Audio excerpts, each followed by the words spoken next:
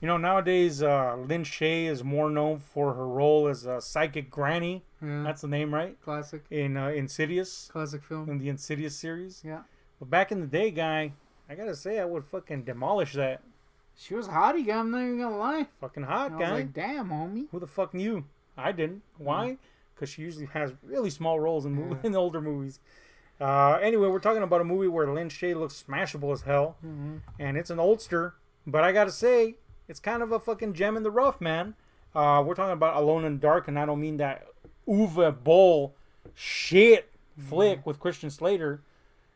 Definitely not that one. Christian, man. I do mean, however, an old school 1981, I believe, pseudo slasher movie, I guess, in the vein of kind of like Last House on the Left, only light. It's kind of like House Invasion type. Mm-hmm.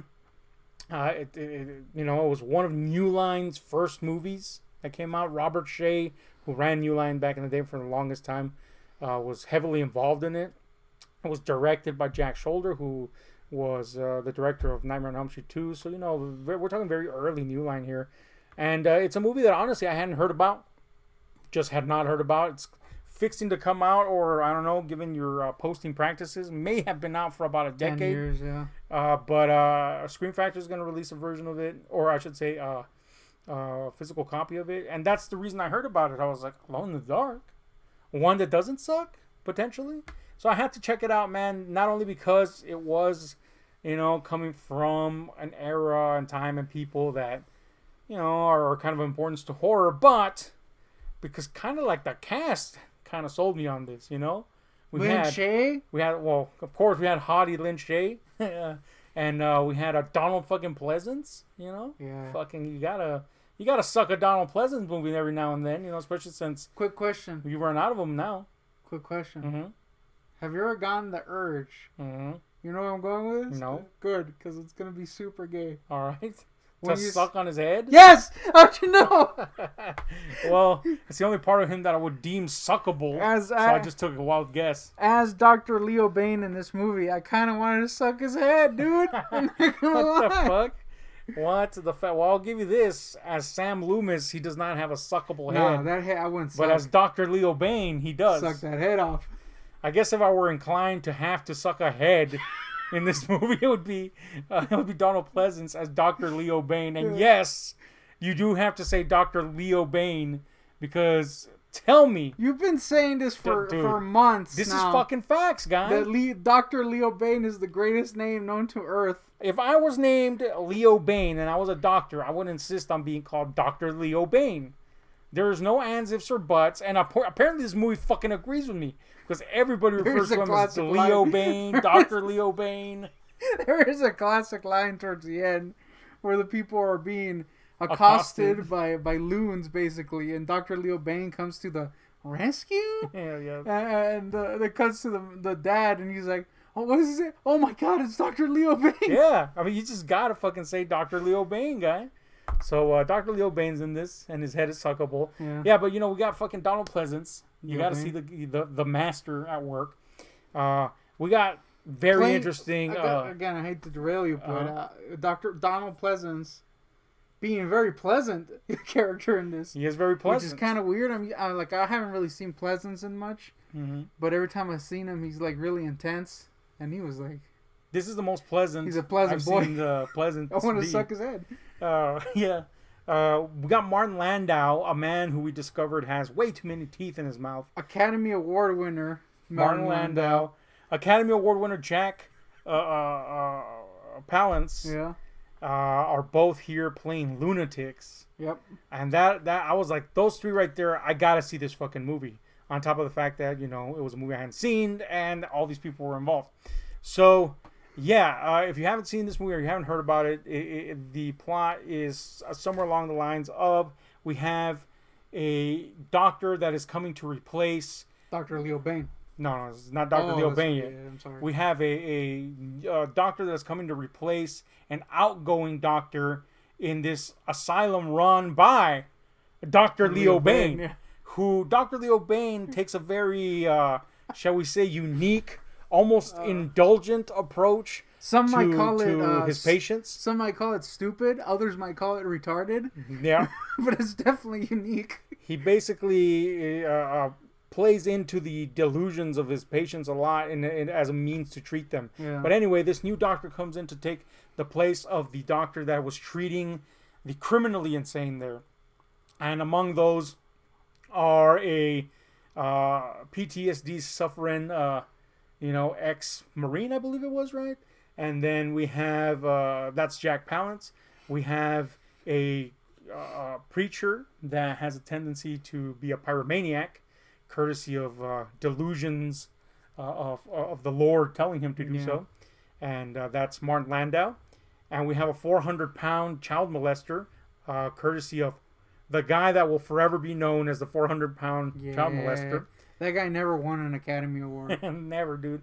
I don't know him about anything now except for that. Yeah. And that's the way it's going to stay. And we have the Bleeder, which is basically a serial killer who refuses to show his face and was renowned for bleeding under intense situations, namely when he was choking a hoe. Mm-hmm. So you know that motherfucker's going to show up somewhere along the way and somebody's going to yell out, "Oh my God, the Bleeder," which they do. I'm just saying. Yeah, I guess to say, we saw this hit film. Well, hold on. Let me finish telling the fucking story. Oh, yeah. So these four guys are who this guy's coming in to treat, and they fall under the sway of this delusion, courtesy of the ex-military guy who's very paranoid that he has killed the old doctor, and now they must kill him because reasons, namely they're insane. Yeah. And but they must wait for the precise moment. Just so happens there is, a fucking district-wide fucking energy shutdown, and that gives them the perfect opportunity to escape because Dr. Leo Bain and all his fucking wisdom runs an all electric security system, so they can just amble out whenever the fuck should the lights go out. To be fair, under Dr. Leo Bain's reign, the Bain reign I call it, the Bain reign. Someone being locked up is more of a suggestion than anything. Yeah, really. Really, loons are just walking around and shit. Really, they're ambling around before that. It just so happens that this is the confluence of events that leads them to actually managing to get the fuck out of Dodge. Yeah. So they get out, and this leads to a kind of siege situation at the newcomer doctor's house, and his family's there and all that jazz. So that's the general gist of the story. And, it's something that we've seen to some degree or another in a lot of different situations and ways. I like I said, this is kind of like a light version of Last House on the Left, a very light version. Last House on the Left is kind of a very tough movie to watch. But this would be a more accessible version of that, and damn well a more fun version than that. And I'm not hating on Last House. I love Last House, but goddamn, it's a hard movie to watch. This is a very fun movie to watch, in my opinion, and I was very surprised with it. So much so that I touted its merits to you aplenty. You're sucking Leo off hardcore, man. Yeah, it was mainly me just saying Dr. Leo Bain. Yeah. That's it. I wasn't even explaining nothing. I was just like, Dr. Leo Bain guy. He's a guy. Yeah. And we saw it. I think we had fun watching it. It seemed that way. What do you think of the movie? I enjoyed it quite a bit, actually. I have a lot of positives to speak of. I can't really think of many nags, I'll be honest with you, because it is just kind of a fun time. Yeah. Yeah. Look, if you really wanted to deconstruct this movie, there's a lot of negatives. Yeah. It's not particularly an amazingly made movie. Like I said, the idea is not necessarily breaking new ground or anything like that. But it's more of a movie about, the totality of all the elements in play somehow just gelling together into a fun fucking time. And even though some things are going to happen, it doesn't fucking matter because you're having so much fun watching it. And there's really some kind of iconic moments in this. Dr. Leo Bain is in it. That's a big plus. It's really fucking cool to see Jack Palance and fucking Martin Landau be fucking maniacs. I got to say... and by the way, and I think... I don't know if you'll agree with me. It's got a really cynical ending. You know what I'm saying? But in a cool way. It's almost a movie that's lashing out at the way things are done and kind of openly laughing at the pretentious nature of certain things and the way they're handled. But then at the ass end, it's just kind of saying, we're all fucking insane and this world is lost. it's got a really cynical outlook, despite it having this kind of like almost rebellious, like fuck the system kind of approach. But at the end, it just kind of says, yeah, yep, we're all fucking lost. We're all loons. The world is doomed, kind of, you know. So anyway, I really like that fucking ending. But we'll talk about that. Give me something good or bad about this flick, man. That's to say my first pause is not Dr. Leo Bain. Should be though. I shouldn't. Dude, Dr. Leo Bain. I feel like he's a really shitty doctor. I gotta say my first positive is Martin Landau is a good freaking loon. He's got a lot of teeth. And you know what they say, good loons have a lot of teeth. I believe so. That's the saying. I think that's the saying, yeah. I think good. Dr. Leo Bain quote, Yeah, in fact. classic Leo quote. Well, just to go along with that stupid anecdote that was not an anecdote, it was just me spewing word diarrhea like this is. Mm-hmm. It is tied to Martin Landau being a good loon. Has a really cool opening. Yeah. Like it's just like never really comes back. Just that feel of the opening, but it is a very unique opening that makes you go, I'm interested. Yeah, the opening is basically a dream sequence. Yeah. And it's Martin Landau's character's dream, Yeah. Preacher. And it's basically, it's kind of like fucking out of Twin Peaks or some shit. Yeah. He's in a diner, apropos for Twin Peaks. He's in a diner, he walks in and, you know, the I was going to say maid. The fucking waitress asks him what he wants. He says the regular. And she brings out a fucking full-ass fish. cooked fish. Yeah. And then Dr. Leo Bain shows up with a mad-ass knife. And he says he's going to chop him in half, basically. Yeah. And, I just like the feeling of it, like the way people talk in it. And there's like this fire in the bag where Leo Bain is. And then it kicks in with this mad tune that you're like, oh shit, this is going to be rad. And then nothing like that ever happens again. But it was a really cool opening. Yeah, the only thing I can really see that opening contributing to is the relationship between the loons and Dr. Leo Bain. Yeah. As seen through the eyes of the preacher, you know. Yeah, and I do think it's an interesting, you know, just it really is just there. Insight for what he sees, you know. That's kind of cool.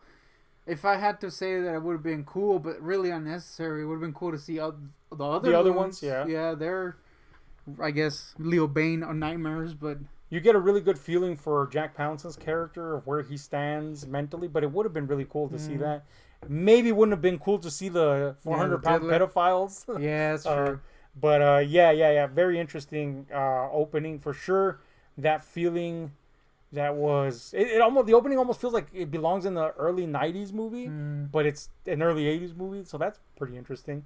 Yeah, cool opening, man. I gotta agree with you on that. I gotta say it, man. One of the pluses for me is Dr. Leo Bain. Not only because he got the raddest name ever, but because he's so amusingly incompetent. And this is where I say the movie kind of has something to say about the state of mental health facilities and psychology and all that shit. It's definitely more relevant. I mean, I'm sure it was back then, but it's more relevant now. You know, especially in this area where those kinds of things are so underfunded, and you just see ludicrous people running them that suck balls. Yeah, basically the community is run by people with that have got a wild hair for an idea of how to treat the virtually untreatable, you know. And Dr. Leo Bain is one such loon that's treating loons, basically. And his idea is to kind of give in to their delusions enough so that he can manipulate the illusions in their favor. But really all it ends up doing is kind of staving off the eventual, especially when we come to these criminally insane types, you know. But there's something just so amusing about the way he's portrayed. You're kind of like, this guy's a disaster, and yet you could see easily how people would fall in line with the ideas that he spouts out. You know, just the way people fall in line with like some ridiculous new age nonsense or the newest fad and treatment of this or that. You could see that being the case here. And it's also kind of funny because, you know, if you've seen Halloween, you kind of expect him to have like a hero moment where he comes in and saves the day. I mean, he does show up, but he mad dies. He super dies, and he don't even show it, guy. Yeah, he gets his ear lopped off, and then he's gone. Yep. That's it. Yeah, you know, definitely played against the type that Pleasance was known for at the time, especially, you know, having done everything from fucking Bond villains to, of course, Loomis and his character in Raw Meat and stuff like that, which itself kind of has like a comedic tone, but here it's just like this guy's a shlomo, man. Wiener, he's really. he's ridiculous, really, But he plays it so well, and it's fucking amusing for some fucking reason. And you kind of also feel sympathy for him because you feel that he does have good intentions in mind. It's just that, well, they're all for shit, really. Yeah. So that was actually pretty cool for me. I gotta give mad praise. I know I already sucked off Martin Landau's shark teeth, and you sucked off Leo Bain. Obviously, the main loon is pretty great too, but I got to say that the doctor, he's pretty cool. I liked him quite a bit. Especially as the movie goes along and you see him interacting with his family and it becomes more of like a home invasion type of thing. I don't know why he rubbed me the right way. Maybe it's that he kind of reminded me of Niles. Niles? From Frasier. But I don't know, man. I liked him for some reason. Yeah, something that kind of like eventually wore on me until I was very tired of it was there was this time in horror where I guess, maybe it was in response to what we had seen before, but the bad guy always won, and it just got to be real, like, I don't know, tiresome for me. There was a moment where, of course, I was like, the bad guy should kind of have a last laugh or whatever, but it just wore on me, and that usually came at the expense of the characters you're supposed to want to keep alive, and this predates that kind of downtrodden, cynical era in that respect, anyway. And we do have a likable assortment of characters. Not only the Doctor himself, but the family, like you said. They're all likable in their own way, even when they're like weird, like his sister, who also has some sort of... Well, she's the reason kind of the movie's called Alone in the Dark, because she has a fear of the dark that's born in some sort of trauma from childhood. But, there's just something likable about the entire family. Yeah. Even like the young daughter's character that normally I would want to punch. Which looks like straight up Mark Shostrom. Yeah, the effects guy. But there's just something likable about him. And a lot of it has to do with the weight he carries. Yeah, he does come off as likable. He does come off as a character that doesn't want to hurt that's mental patients. That's kind of what's interesting is that even when they're raiding his home, wanting to murk his ass, and they literally just killed Leo Bain, he's still like an understanding kind of dude that doesn't want to murk him. Yeah, it's pretty cool. It's unique, man. It's unique because normally the movie will treat the maniac like a maniac straight up, and these are maniacs, but there's a sympathetic side to them. Even the 400-pound pedo kind of gets a sympathetic nod, not so much for his past pedo, ways, but because when he is on the loose, he doesn't end up really doing anything other than sparing a child. Now, you could read into that and being, well, of course he would spare the child because he has plans for her later. But the way it's played out seems a lot more like this is a mentally challenged person at the end of the day. And but on top of that, despite that being the thing, this still is a horror movie, and these people still feel like a threat. Yeah. Which is pretty cool because we have 4 different characters, each with a distinct ilk of threat. So we have the preacher that could just be like this raving lunatic, brimstone and hellfire. I think he's the one that comes off as like the most dangerous because he's just kind of unhinged, Yeah. Even the main kind of lead dude, he's obviously got some kind of issues, and you can tell that he's not all there basically. Yeah. But it's not necessarily. It doesn't feel like completely malicious, except maybe towards the end a little more. But the preacher is like the most freaky because he's just insane guy. Yeah, he literally wants to kill a guy for a fucking hat at one point. Yeah, which is maybe why they showed his little weird delusion. I don't know. More prone to outbursts. Of course, we have the bleeder, which is kind of like plays more of a surprise role in the movie. Realistically, he's I guess the most insane. Yeah, just a killer. And he is, but he's kind of a subtle threat. And then we have this 400-pound pedo, which just looking at him like he's a gigantic thing hurtling at you. But there's also kind of like this childish side to him. And there's this really, like, this movie was more well known. I could see this image being an image that's popular in the minds of whoever saw it. And it's when he's choking the babysitter, and he just picks her up like nothing, and he's just, it's one of those images that you say that inherently, if this movie had gained more steam, that's an image that you'd see in posters and pictures and everywhere, because it just looks It's like an iconic horror image. it's weird to say because they do have, obviously they have loons as the villains, but in a weird way, it's not like something like Texas Chainsaw where it's like a retard running around with a freaking saw murdering fools.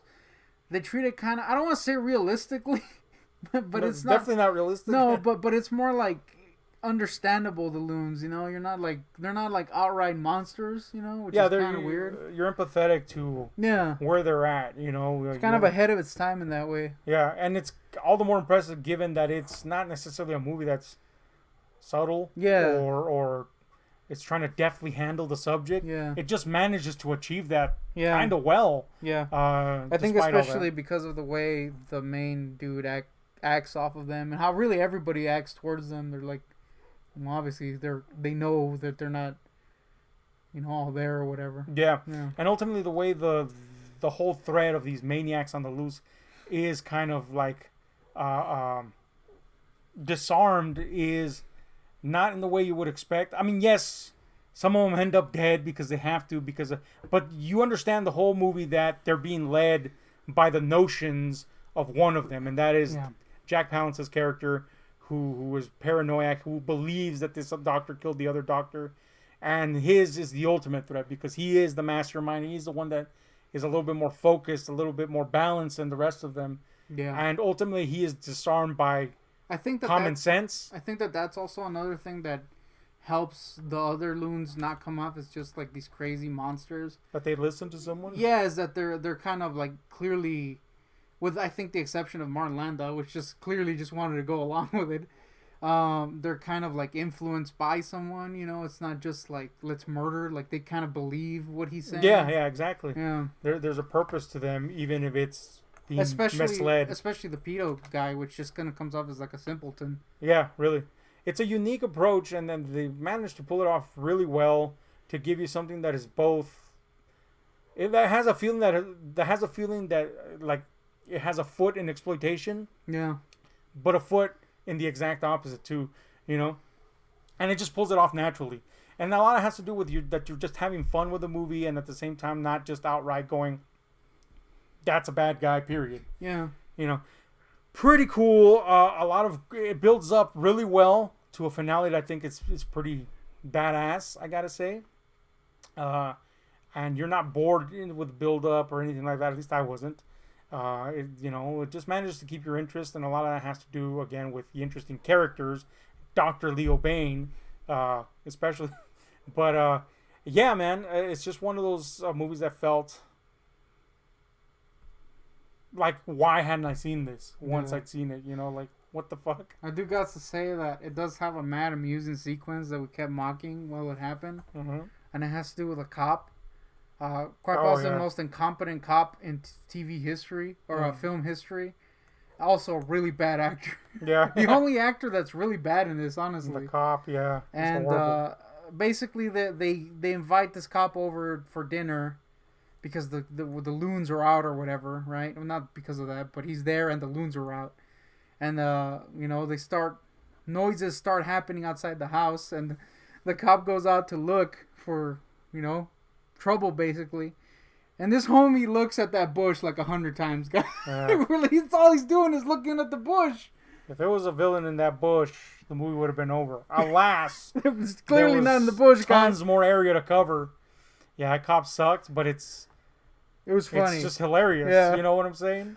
The movie does have a lot of like darkly comic overtones, and that has to do a lot with that cynical ending that I'm going to talk about. But it's also just inherently funny because some of it is goofy as hell, but it's never like goofy and it makes the movie shitty. It's just kind of makes the movie more fun, It just makes it a lighthearted affair despite what the fuck is going on, And there's some ridiculous shit in it that you just forgive because you are having so much fun with the movie, So yeah, there's all that to consider.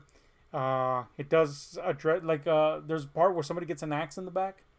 No, not an axe. It was a meat cleaver in the back. Yeah, massive meat cleaver, by the way, because this family has an immense freaking Biggest meat cleaver I've ever seen. Yeah. Yeah. And whenever somebody gets something in the back, I think all of us are always like, why don't you just kick that motherfucker back in? Yeah, dude, they finally did it. This motherfucking movie finally did it. They didn't kick it back it. in. They batted it. That's right. They batted it in all the way. Yeah. So that's pretty cool. But anyway, very entertaining movie. Let's talk about that ending.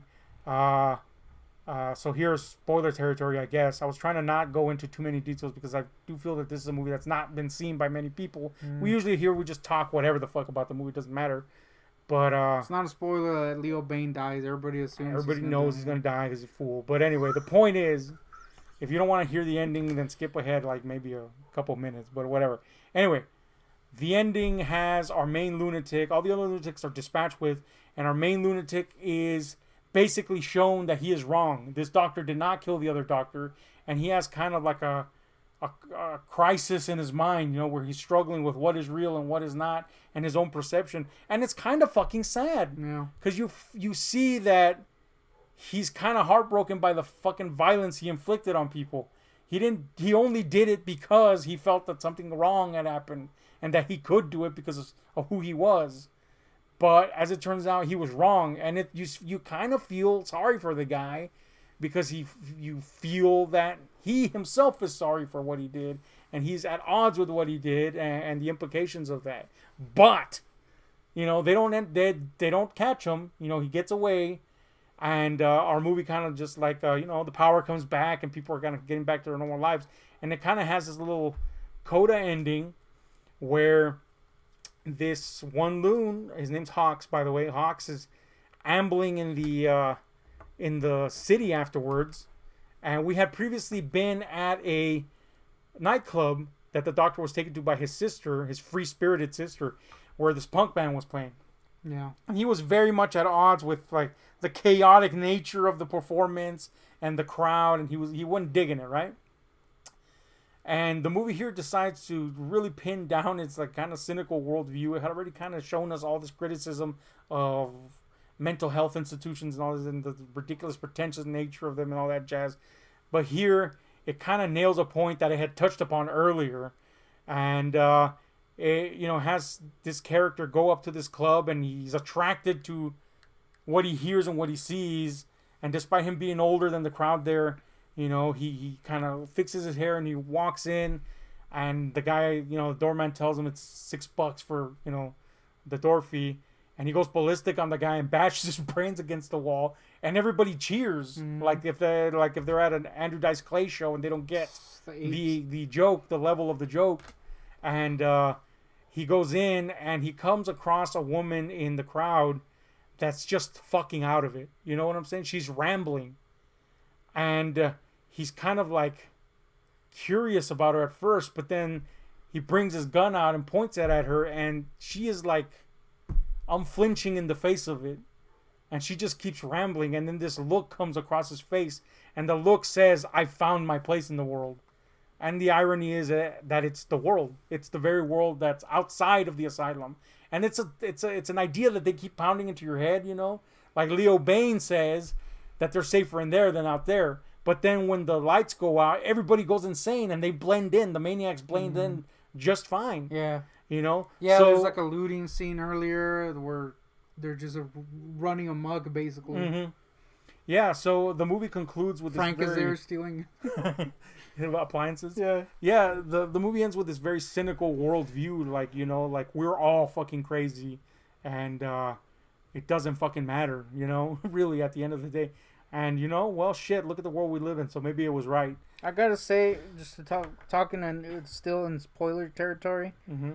I felt kind of dumb afterwards that I didn't see it coming a mile away because it was pretty telegraphed, pretty hardcore. Mm-hmm. But it's one of those things where the movie's so fun that you don't even, at least for me, it actually caught me off guard. The bleeder reveal. Oh, the bleeder, yeah. It was cool. Once it starts happening, I was like, oh, that's cool. But then later I was like, man, they telegraphed that shit super hard. But you just don't really notice it in the moment. At least I didn't. I was just like, having so much fun that it actually became kind of like a reveal. So the Bleeder, one of the 4 maniacs, won't tell you exactly what the fuck, but there is a reveal portion with him, and it's just well done. It's fun. It's well done because the material's fun to watch. So you just kind of go with it, and chances are it'll catch you off guard. Apparently, so yeah, pretty cool, man. Anyway, let's talk about this movie with any final thoughts and a score on a scale 1 to 10. Go. It's not the greatest film on earth, but it does do some certain things surprisingly well, which I didn't really expect, especially for the time. And it kind of just being a sleaze film. Sleaze light, I would say. Mm-hmm. Martin Landau's a really good psycho. Got to say, got a lot of teeth. You know what they say. Psycho's got a lot of teeth. Classic saying. Yeah. Pretty, just overall good cast. It's got Lynn looking hottie. Yeah. Yeah, it was a mad fun film. Got to say, way better than Uwe Boll's version. Yep. I think it was a remake of this one actually. God no, the game is a yeah. It looks better in the game, so that's another plus. Leo Bain, Dr. Leo Bain's in it. Leo Bain. I feel like Leo Bain alone earns you an 8. I'm gonna look. Like I said, it's not the greatest film ever, but it is really fun, and I'm just gonna go on gut instincts. Mm-hmm. Instincts. I'm gonna give it a mad 8.5. Maybe that's too high, but it is a really enjoyable movie that I was just like, this is mad fun, guy. Yeah. Everything you said times Leo Bain. This is an underrated gem. I think it deserves a lot more attention. I'm surprised I hadn't seen it. I'm glad I saw it. It's not for everyone because people are gonna be like, that's too corny or whatever. But god damn it, if you're a horror fan, watch this. It's fun. It's coming out.